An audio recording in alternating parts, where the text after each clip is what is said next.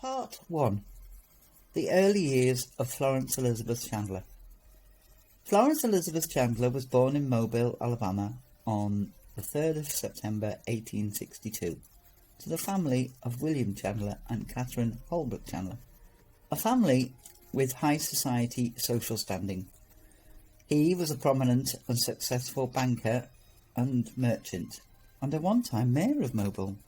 She had a family money. They lived on Government Street, where the social elite lived at the time, with the likes of the Vanderbilts and the Astors having summer houses there.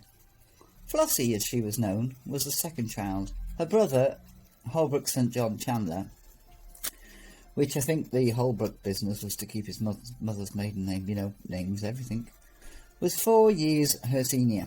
He would have known his father, if only for a short time. But sadly, Florence didn't know her father, as he had passed away 3 months before she was born. I'll come back to that in a minute. William and Catherine's family were all high society families. They were the likes of the people who founded academies, contributed funds to Princeton, the Vanderbilts. There were Secretary of States, there was a Secretary of Treasury, there were bishops, there were reverends, and there were writers. There were all kinds of good American stock, no less. You've got to imagine what it was like back then. Women were not prized for their brains or their abilities.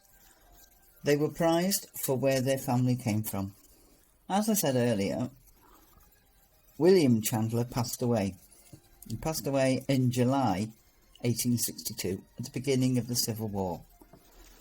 And I use that term really loosely for the rest of this story, because there's two things going on here. A, he was a banker and a merchant in the middle of a war, not knowing how businesses were going, money was being used for this, that and the other. You didn't know where you were going to be. And the stress of everything going on caused him to have a brain swelling and pass away. And B, there's other conversations going on behind closed doors about Mrs. Holbrook Chandler assisting with his passing, shall we say? Because a young captain of the Confederate government called Frank DeBassy turned up and fell in with the Chandlers some months earlier. He was a remarkably handsome young man, and apparently there was soon talk of his attentions to the lady of the house. Shortly after that, Mr. Chandler fell ill, and people were offering their assistance. But Mrs. Holbrook Chandler wouldn't let anybody in, and she was the only one who would see to him, not even a doctor. Bear in mind, for the rest of the story, there was no official investigation, but it affected her position because of this chatter that was going on, and which became so unpleasant, she took her 2 children and moved to Macon, Georgia. Macon, is that right? But openly said it was because of the war and her children's safety. Well, I suppose you could say that. We don't know, we weren't there. Saving face was everything back then. In less than a year, she was married to Frank DeBassy. Really? And less than a year into the marriage, Frank was ordered to go to Europe as a representative of the Confederate government, who might have actually been coming to Liverpool, because Liverpool was the only city that had both embassies and Confederate and the Union. Cool, that, isn't it? So you have your children travelling with you, a 1-year-old and a 5-year-old, because you can't bear to live with the rumours where you live. And you've just got married, and now you're on a blockade runner out of Charleston or Savannah or somewhere. But guess what? Suddenly, he fell ill, and within days, Frank DeBassy passed away on the ship. The captain of the steamer offered, I'll go back to port if you want, so that he could be buried. The widow strenuously insisted that the ship should continue. She said that she did not like the risk of turning the vessel back. It was such a risk to run the blockades in the first place, and demanded the body be buried at sea. And this was done. and the vessel reached Europe in due time. As I said, I'm presuming she had a nanny, but there's no mention of the help, because floating around Europe with an 18-month-old, maybe, and a 4-year-old, 5-year-old, couldn't have been that wonderful, because within 2 years she'd gone back to New York to stay with her mother. So we're now in 1866. Caroline Holbrook Chandler DeBarry reportedly married Charles Rebello, described in some newspapers as an Italian count, but there's a couple that call him Carlos and he came from Cuba. But money again, vast sugar plantations was his thing.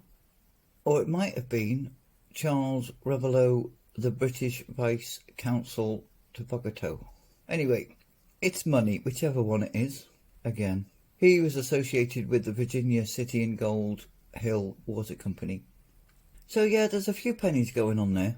But there was a great sensation over this, massive sensation, because apparently she'd said he died or something, and then the former husband, it was later on in the papers, according to various newspapers, he was alive and attempting to claim his divorce was invalid in order to claim part of her property, which was huge because, money is everything, and she came from a huge family. So, because of more scandal, Florence's mother has now gone back to Europe. And, guess what? She's met and married a baron. Baron von Roke. This was the man Florence knew as her stepfather. And apparently there was another scandal there as well. It was said that he was not faithful to her, and she left him. Bit of a thread going on here, isn't there? There's no papers saying they got divorced, but I'm going to presume they did, because she got married again later on.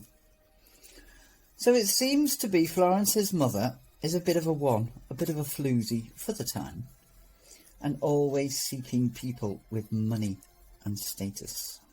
Growing up with this floozy of a mother, back then, Florence grew up with her grandmother, Elizabeth Holbrook Sr. in New York, and partly with her mother, who was in France most of the time, and her stepfather, the Baron, who lived in maybe Austria. She was far too delicate for college, so she was taught at home with governors and masters. She enjoyed needlework and drawing and painting, and her favourite thing to do was horse riding with her stepfather. Really, she says she was too delicate for college, but if you've ever ridden a horse, you know you can't be weak and feeble if you ride horses. That takes some strength to do that. She could do this quite often when living with her stepfather. But hey, who am I casting aspersions? When not with them, she was travelling with friends. Now I'm presuming she's got to the age of 16, 17, 18 here. So there would have been a chaperone or a female companion of some description. Maybe the nanny stays with her. But she does say in her book, "My life was much the same as that of any other girl who enjoyed the pleasures of youth with a happy heart." The end. So thank you very much for listening, and I hope you stick around for part 2, which will be the meeting, the engagement and the marriage of Florence Elizabeth Chandler to James Maybrick.